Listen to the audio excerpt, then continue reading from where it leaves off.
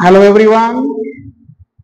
चला, कालपर्यंत आपण जे पाहिलं होतं त्याच्यामध्ये डेव्हलपमेंट ऑफ मेल गॅमेटोफाइट आणि डेव्हलपमेंट ऑफ फिमेल गॅमेटोफाइट कम्प्लीट केलं होतं. आता पुढचा जो मेन कन्सेप्ट आहे, काय कन्सेप्ट आहे तर आपल्याकडे डेव्हलपमेंट ऑफ मेल गॅमेटोफाइट ची प्रोसेस कम्प्लीट होत असताना पोलन ग्रेन अगोदर तयार होतात, राईट. मग हे पोलन ग्रेन जे असतात ना, तर हे पोलन ग्रेन आपल्याकडं नॉन मोटाईल आहेत, म्हणजे ते स्वतः एका ठिकाणून दुसऱ्या ठिकाणी जाऊ शकत नाही. मग त्यांना एका ठिकाणावरून दुसऱ्या ठिकाणी जाण्यासाठी, म्हणजे फ्रॉम अँथर टू स्टिग्मा जाण्यासाठी कुठल्या ना कुठल्या एजंटची आवश्यकता असते. आता एजंट म्हणजे काय तर पोलन ग्रेन ज्यांच्या साह्यानं हे त्या अँथरवरून स्टिग्मावरती जात असतील तर ती प्रोसेस कशी असते किंवा त्या प्रोसेसमध्ये नेमकं कोणते एजंट्स आहेत, आपल्याला आजचा व्हिडिओ त्याच्यासाठी बघायचा आहे. तो व्हिडिओ स्टार्ट करण्याच्या अगोदर किंवा तो आपल्या आजचा क्लास स्टार्ट करण्याच्या अगोदर जर तुम्ही ह्या चॅनलवरती नवीन असताल तर चॅनलला सबस्क्राईब करायला विसरू नका. ठीक आहे. चला मग आता आपण काय करूया, वन बाय वन. हे बघा, पॉलिनेशन काय असतं तर सोप्या भाषेमध्ये एक कन्सेप्ट लक्षात घ्यायचा. पॉलिनेशन म्हणजे काय तर transfer of pollen grain from anther to stigma. Anther म्हणजे कोण आहे तर मेल गॅमेटोफाइट आहे, राईट. त्या अँथरच्या सरफेसवरती पोलन ग्रेन आहे. ह्या मेल गॅमेटोफाइट पासून स्टिग्मा, ज्याला आपण फिमेल गॅमेटोफाइट असं म्हणायचं, तर ह्या मेल गॅमेटोफाइट वरून फिमेल गॅमेटोफाइट कडे जे पोलन ग्रेन ट्रान्सफर होतात त्या प्रोसेसला काय म्हणायचं, पॉलिनेशन असं म्हणायचं. ठीक आहे. मग डिपेंड करतं की तुमच्याकडे फ्लावर कोणता आहे. मी याच्या अगोदरच्याही आपण व्हिडिओमध्ये पाहिलं असेल, आपण बायसेक्शुअल आणि युनिसेक्शुअल असे दोन फुलांचे टाइप्स मी सांगितले होते. आता हे दोन फुलांचे टाइप्स सांगितलेले असताना महत्वाचं काय बघा, जर तुमच्याकडे फुल हे बायसेक्शुअल असेल तर पॉलिनेशनच्या टाइप्स नुसार आपल्याकडे पॉलिनेशनचे दोन टाइप्स पडतात. एक आहे सेल्फ पॉलिनेशन, दुसरं येतं क्रॉस पॉलिनेशन. ओके. आता सेल्फ पॉलिनेशन कशाला म्हणायचं, जे फुल आपल्याकडे बायसेक्शुअल असतं, म्हणजे एकाच फुलामध्ये male gamete female gamete androecium आणि गायनोशियम दोघ जण एकाच फुलामध्ये प्रेझेंट असतील त्याला बायसेक्शुअल असं म्हटलं जातं. ओके. आता बायसेक्शुअल फुला झाल्याच्या नंतर जर एकाच फुलामध्ये पोलन ग्रेन होत असेल, पॉलिनेशन होत असेल तर त्याला काय म्हणायचं, त्याला सेल्फ पॉलिनेशन असं म्हणायचं. म्हणजे एकाच फुलावरती मेल गॅमेट आहे फिमेल गॅमेट आहे, त्या मेल गॅमेटचे पोलन ग्रेन त्याच फुलावरती असणाऱ्या फिमेल गॅमेट वरती जात असतील तर त्याला काय म्हणायचं, त्याला सेल्फ पॉलिनेशन असं म्हणायचं. ठीक आहे. मग ह्या सेल्फ पॉलिनेशनचे परत दोन टाइप्स पडतात.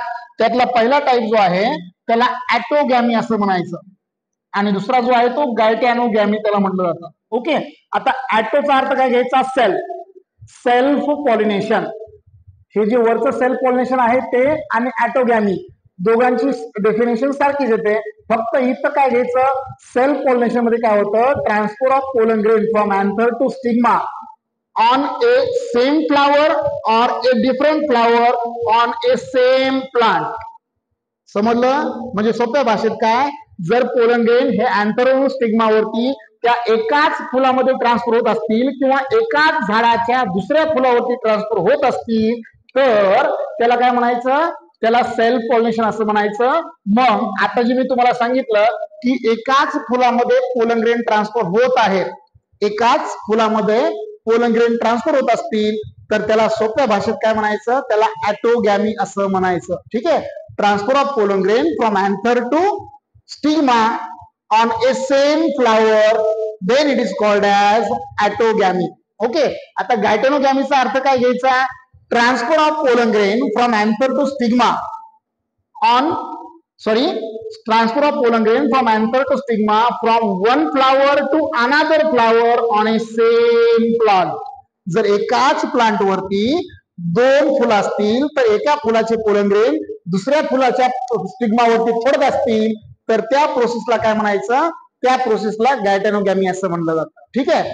मग आपल्या पुढे गेलात आपण तर आपल्याकडे क्रॉस पॉलिनेशन येतं. आता क्रॉस पॉलिनेशनचा अर्थ काय घ्यायचा तर सोपा अर्थ घ्यायचा आहे, एक तर प्लांट पूर्ण वेगळं असलं पाहिजे. एकाच झाडाचे, मी आता जे सांगितलं आपण सेल्फ पॉलिनेशन मध्ये की एकाच झाडावरती एक फुल आहे त्या फुलामध्ये होत असेल किंवा एकाच झाडावरती 2 फुलं आहेत, त्या 2 फुलांमध्ये होत असेल तर ते सेल्फ पॉलिनेशन मध्ये येतं. आता क्रॉस मध्ये वेगळं घ्यायचं. क्रॉस मध्ये काय घेणार तुम्ही, तर transfer of pollen grain from anther to stigma from a flower to another plant of the flower, but the species are same and the species are different. जर वेगळी स्पेसिस असेल किंवा पपयाचं आपण एक्झाम्पल घेऊयात, पपयाच्या एका फुलाचे पोलन ग्रेन हे एका झाडाच्या फुलावरून दुसऱ्या झाडाच्या फुलावरती पडतात, त्या प्रोसेसला आपण काय म्हणायचं, त्याला सोप्या भाषेमध्ये झिनोगॅमी असं म्हणायचं. कारण एक इकडलं प्लांट पपईचं आहे, तिकडलंही प्लांट पपईचं आहे. ठीक आहे. इकडं आता क्रॉस पॉलिनेशन जे आहे, मी तुम्हाला इथं सेल्फ पॉलिनेशन सांगत असताना काय सांगितलं की सेल्फ पॉलिनेशन हे बायसेक्शुअल फ्लावर मध्ये घडतं. इकडं आपल्याकडं फ्लावर हे युनिसेक्शुअल असणं अपेक्षित असतं किंवा युनिसेक्शुअल असायला पाहिजे. म्हणजे काय होतं, तर मी काय सांगितलं की आपल्याकडं एक प्लांट पपयाचा आहे, दुसरा प्लांट पण पपयाचा आहे. पपयाचं विशेष कॅरेक्टर काय आहे, तर पपयामध्ये मेल फ्लावर वेगळा आहे, फिमेल फ्लावर वेगळा आहे. राईट. इकडे पण मेल फ्लावर वेगळा आहे, फिमेल फ्लावर वेगळा आहे. म्हणजे आता पोलन ग्रेन कुठं आहे, तर मेल फ्लावर होती. मग ह्या मेल फ्लावरचे पोलन ग्रेन इकडल्या फिमेल वरती जाणं अपेक्षित असतात, तिकडले पोलन ग्रेन इकडे येणं अपेक्षित असतात. म्हणजे समजलं का, transfer of pollen grain from anther to stigma from a one flower to another plant of the flower, that is a female gametophyte, then it is called as xenogamy. 2 plant वेगळे पण दोन्ही प्लांट पपयाचे आहेत म्हणून त्याला काय म्हणायचं, same spaces असं म्हणायचं. आता हायब्रिडेशनचा अर्थ काय घ्यायचा, तर कोणत्याही झाडाचे पोलन ग्रेन दुसऱ्या कुठल्या तरी झाडावरती पडत असतील तर त्याला सोप्या भाषेत काय म्हणायचं, hybridisation. Transfer of pollen grain from anther to stigma on a one flower to another flower, but the species are different species, then it is called as hybridization. ठीक आहे. 2 डिसिमिलर प्लांट्स किंवा ज्यांची स्पेसिस सारखी नाहीये त्यांना हायब्रिडायशन असं म्हटलं जातं. हे झाले आपल्या पॉलिनेशनचे टाइप्स. आता पॉलिनेशनचे टाइप्स झाल्याच्या नंतर महत्वाचा कन्सेप्ट काय तो, आता आपण इथं ह्या 4 टाइप्स मध्ये महत्वाच्या गोष्टी काय काय पाहिल्या, तर पोलन ग्रेनला ट्रान्सफर करायचं बस एवढीच आपली महत्वाची गोष्ट. राईट. मग पोलन ग्रेनला जर ट्रान्सफर करायचं असेल तर ते स्वतः होत नाही, कारण ते नॉन मोटाईल आहे. ओके. मग जर हे नॉन मोटाईल असतील तर त्यांना कोणाच्या तरी सहाय्याने त्यांना ट्रान्सफर करायचं. मग ते ट्रान्सफर करण्यासाठी आपल्याकडं पॉलिनेटिंग एजंट नावाचा कन्सेप्ट येतो. ओके. पोलन ग्रेन ज्यांच्या सहाय्यानं ट्रान्सफर करायचे किंवा पोलन ग्रेन जे घेऊन जाणार आहे त्यांना काय म्हणायचं, पॉलिनेटिंग एजंट्स असं म्हणायचं. मग आपल्याकडे पॉलिनेटिंग एजंट्स किती आहेत, तर 2 आहेत. अबायोटिक. आता अबायोटिकचा अर्थ काय घ्यायचा, तर जे नॉन लिव्हिंग थिंग्स आहेत. आता या नॉन लिव्हिंग थिंग्स मध्ये महत्वाचे कोण आहेत, तर आपल्याकडे फक्त हवा आणि पाणी हे 2 नॉन लिव्हिंग थिंग्स आहेत. यांच्या मार्फत पोलन ग्रेन एका ठिकाणाहून दुसऱ्या ठिकाणी ट्रान्सफर करण्यासाठी मदत होते. ठीक आहे. आता पुढे गेला तर दुसरा एजंट येतो, त्याला आपण म्हणायचं बायोटिक एजंट. बायोचा अर्थ काय घ्यायचा, तर लिव्हिंग असणार. हे बघा इथं लिव्हिंग एजंट्स आहेत. मग लिव्हिंग एजंटच्या सहाय्याने जर एक पोलन ग्रेन एका ठिकाणाहून दुसऱ्या ठिकाणी ट्रान्सफर होत असतील तर त्यांना काय म्हणायचं, बायोटिक एजंट असं म्हणायचं. आता आपल्याकडे काय आहे, अकॉर्डिंग टू आवर सिलेबस, आपल्या सिलेबसच्या अनुषंगाने आपण जो विचार केला तर अबायोटिक एजंट मध्ये आपल्याकडे विंड आणि वॉटर असे 2च पॉलिनेशन दाखवलेले आहेत. आणि बायोटिक एजंटचा वापर केला तर आपल्याकडे इन्सेक्ट्स आहेत, बर्ड्स आहेत, बॅट्स आहेत. आता याच्यामध्ये महत्वाचं काय आहे, तर हे बायोटिक एजंट जे आहेत ना, तर 80% पॉलिनेशन, किती पर्सेंट मध्ये सांगितले, 80% पॉलिनेशन जे आपल्याकडे आहे हे बायोटिक एजंट मार्फत होतं. त्यातले त्यात मॅक्झिमम पॉलिनेशन जे आहे हे आपल्याकडं इन्सेक्ट्स मार्फत होतं. ठीक आहे. मग आता आपण याला 1 बाय 1 बघूयात. बघा आता अबायोटिक एजंट्स मध्ये काय सांगितलेलं आहे, हे बघा इथं अबायोटिक एजंट्स आपले सुरू होत आहेत. अबायोटिक एजंट मध्ये जर पोलन ग्रेन हे if the pollen grains are transferred through the wind then it is called as anemophily. जर पोलन ग्रेन हे हवेच्या साह्यानं ट्रान्सफर होत असतील तर त्याला काय म्हणायचं, ॲनिमोफिली असं म्हणायचं. आणि हे ज्या कोणत्या फुलामध्ये होत असेल त्या फुलाला ॲनिमोफिलस फ्लावर असं म्हटलं जातं. ठीक आहे. जर पोलन ग्रेन हे हवेच्या साह्यानं ट्रान्सफर होत असतील तर त्याला अॅनिमोफिली असं म्हणायचं. आणि हे ज्या कोणत्या फुलामध्ये होत असेल त्या फ्लावरला काय म्हणायचं, अॅनिमोफिलस फ्लावर असं म्हणलं जातं. हे होणार कुठं कुठं आहे, मग व्हीट मध्ये होतं, राईस मध्ये होतं आणि मेज मध्ये होतं. ठीक आहे. आता मेज जर आपण एक्झाम्पल घेतलं म्हणजे काय, तर सोप्या भाषेमध्ये आपल्याकडं मक्याचं कणीस किंवा मक्याचं पीक आपण पाहिलं असेल. त्या मक्याच्या पिकामध्ये किंवा मक्याचं जे क्रॉप आहे, पीक आपण ज्याला म्हणून, त्याच्यामध्ये बघा वरच्या साईडला, सर्वात वरच्या साईडला हे पोलन ग्रेन्स असतात. म्हणजे आपण जे हे प्लांट पाहिलं तर प्लांट मध्ये इथं वरच्या साईडला हे त्यांचे पोलन ग्रेन किंवा मेल गॅमेटोफाइट वर असतो. आणि आपण मक्याचे कंस जर पाहिले तर मक्याचे कंस हे इथं खाली कुठेतरी असे असतात. ठीक आहे. मग हे कंसांवरती पाहिलं असं बघायचं, हेअर लाईक स्ट्रक्चर प्रेझेंट असतं. बरोबर. मग ज्या टाइमला हवा येते, हे जे प्लांट आहे, प्लांट असं असं हलतं. हे हल्ल्यामुळे काय होतं, वर जे मेल गॅमेट किंवा पोलन ग्रेन तयार झाले आहे, हे पोलन ग्रेन ते हवेच्या साह्यानं खाली पडतात.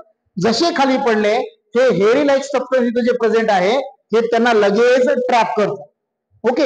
ही प्रोसेस अशी चालते. म्हणजे कोणती प्रोसेस, जर पोलन ग्रेन हवेच्या साह्यानं ट्रान्सफर होत असतील तर ती प्रोसेस ह्या पद्धतीनं काम करते. ठीक आहे. आता पुढे गेला तर जर पोलन ग्रेन हे पाण्याच्या साह्यानं ट्रान्सफर होत असतील तर, कशा साह्यानं ट्रान्सफर होत असतील तर, जर पोलन ग्रेन हे पाण्याच्या साह्यानं ट्रान्सफर होत असतील तर त्याला हायड्रोफिली असं म्हणायचं.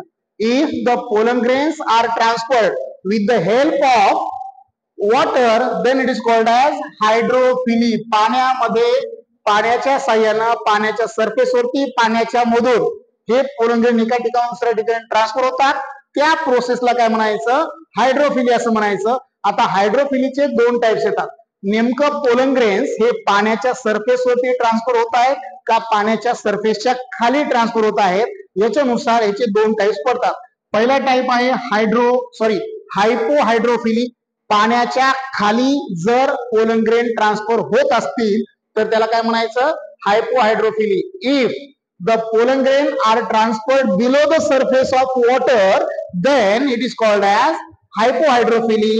याच्यामध्ये एक्झाम्पल येतं बघा, झोस्टेरा नावाचं एक एक्झाम्पल आहे. जे विद्यार्थी सीईटी ला आहेत त्यांनी हे एक्झाम्पल लक्षात ठेवायचं आहे. ठीक आहे. दुसरं आहे, जर पोलन ग्रेन हे वॉटरच्या सरफेस वरती ट्रान्सफर होत असतील तर त्याला इपी हायड्रोफिली असं म्हटलं जातं. ठीक आहे. मग आता इपी हायड्रोफिलीचं एक्झाम्पल काय आहे, व्हॅलिसनेरिया नावाचं एक्झाम्पल आपल्याला दिलं आहे. हे दोघंही एक प्रकारचं अल्गी टाईप येतं. आता ह्याच्यामध्ये इपी हायड्रोफिली जर प्लांट असेल किंवा ती जी प्रोसेस असेल इपी हायड्रोफिली, तर त्या फ्लावरला काय म्हणणार तुम्ही, त्या फ्लावरला म्हणायचं इपी हायड्रोफिलस फ्लावर. ठीक आहे. हायपोहायड्रोफिली, इपी हायड्रोफिली, किंवा आपण त्याला सोप्या भाषेमध्ये इथं समजूया, जर ज्या कोणत्या फ्लावर मध्ये किंवा ज्या कोणत्या प्लांट मध्ये हे होत असेल त्याला हायड्रोफिलस फ्लावर असं म्हटलं जातं. ठीक आहे. आता बघा, हवा असेल आणि पाणी असेल दोघंही अबायोटिक एजंट मध्ये येतात. ठीक आहे. मग आता आपण पुढे गेलो तर बायोटिक एजंट येतं. आता बायोटिक एजंटचा अर्थ काय घ्यायचा, ज्या एजंट मध्ये जीव आहे किंवा जे एजंट जिवंत आहेत त्यांच्या मार्फत जर पोलन ग्रेन ट्रान्सफर होत असतील तर त्यांना काय म्हणायचं, त्यांना बायोटिक एजंट असं म्हणायचं. याच्यामध्ये जर पोलन ग्रेन हे इन्सेक्टच्या साह्याने ट्रान्सफर होत असतील, जवळपास आपल्याकडं मॅक्झिमम पॉलिनेशन जे आहे हे इन्सेक्ट मार्फतच होतं. ठीक आहे. याच्यामध्ये मधमाशी, हनी बीज ज्याला आपण म्हणूयात, ही हनी बीज मॅक्झिमम पॉलिनेशन करण्यासाठी मदत करते. ठीक आहे. मग जर पॉलिनेशन किंवा जर पोलन ग्रेन हे त्या इन्सेक्टच्या साह्याने ट्रान्सफर होत असतील तर त्याला काय म्हणायचं, त्याला इंटोमोफिली असं म्हणायचं. आणि त्या फ्लावरला म्हणायचं इंटोमोफिलस फ्लावर. ठीक आहे. आता ह्यांच्यातलं विशेष कॅरेक्टर काय असतं, तर इन्सेक्ट त्या फुलाकडे तेव्हाच अट्रॅक्ट होतो ज्यावेळेस ते फुल अट्रॅक्टिव्ह असेल, कलर असेल आणि त्याला चांगल्या प्रकारे किंवा थोडाफार कमी प्रमाणामध्ये त्याला सुगंध जरी असेल तरी चालतं. फक्त फ्लावर जे आहे हे अट्रॅक्टिव्ह असलं पाहिजे, म्हणजे कलरफुल असलं पाहिजे. ठीक आहे. आता हे कोणामध्ये घडतंय, रोज असेल, जास्मिन असेल, यांच्यामध्ये इन्सेक्ट मार्फत पोलन ग्रेन ट्रान्सफर केले जातात. पुढे गेला तर आपल्याकडे काय बघा, पॉलिनेशन बाय बर्ड. जर पक्ष्यांमार्फत पोलन ग्रेन ट्रान्सफर होत असतील, कुणामार्फत, पक्ष्यांमार्फत जर पोलन ग्रेन ट्रान्सफर होत असतील तर त्याला काय म्हणायचं, त्याला ओर्निथोफिली असं म्हटलं जातं. ओके. आणि त्या फ्लावरला काय म्हणायचं, त्या फ्लावरला म्हणायचं ऑर्निथोफिलस फ्लावर. ठीक आहे. आता याच्यामध्ये बॉम्बॅक्सिबा आणि कॅलिस्टेमॉन हे दोन प्लांट्स आहेत ज्यांच्यामध्ये बर्ड्स मार्फत पॉलिनेशन घडलं जातं. ठीक आहे. आता आपण पुढे गेलो किंवा याच्या अगोदर आपण पाहिलं तर बर्ड्स मध्ये मॅक्झिमम पॉलिनेशन जे आहे ते बॉम्बॅक्स सिबा असं ज्याला म्हणूयात आणि कॅलिस्टेमॉन ह्या दोन प्लांट मध्ये मॅक्झिमम पॉलिनेशन बर्ड्स मार्फत केलं जातं. शेवटचं आहे आपल्याकडे वटवाघूळ आपण ज्याला म्हणूयात. जर पोलन ग्रेन हे वटवाघळा मार्फत एका ठिकाणी दुसऱ्या ठिकाणी जात असतील किंवा if the pollen grains are transferred with the help of bats then it is called as chiropterophily असं म्हटलं जातं. ओके. आपल्याकडे ह्याचे दोन प्लांट आहेत. त्यातला एक प्लांट आपल्याकडे कॉमनली सापडतो ज्याला आपण कदंब असं म्हणूयात, ज्याला अँथोसिफेलस असं म्हणायचं, आणि एक आदानसोनिया आहे ज्याला बाओबाब ट्री असं म्हटलं जातं. ह्या दोन प्लांट मध्ये बॅट्सच्या साह्यानं पोलन ग्रेन एका ठिकाणी दुसऱ्या ठिकाणी ट्रान्सफर होतात आणि जर पोलन ग्रेन त्या ऑर्निथोफिली मध्ये किंवा त्या प्रोसेस मध्ये येत असतील तर त्या फ्लावरला काय म्हणायचं, त्या फ्लावरला ऑर्निथोफिलस फ्लावर असं म्हटलं जातं. ठीक आहे. आता इथपर्यंत झालं आपलं पोलन ग्रेन्स किंवा पॉलिनेटिंग एजंट्स आणि पॉलिनेशन.